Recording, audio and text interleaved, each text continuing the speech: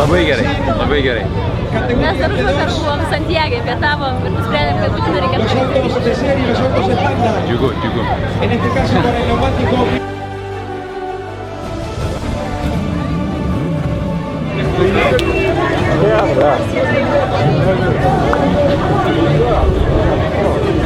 Nu ką, meškė? Ačiū.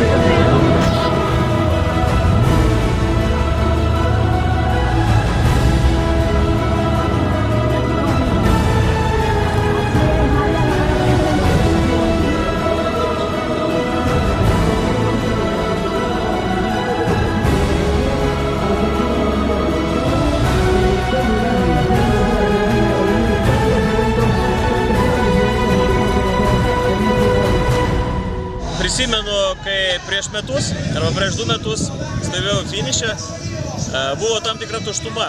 Dabar žinau, kad niekas šituo nesibaigė.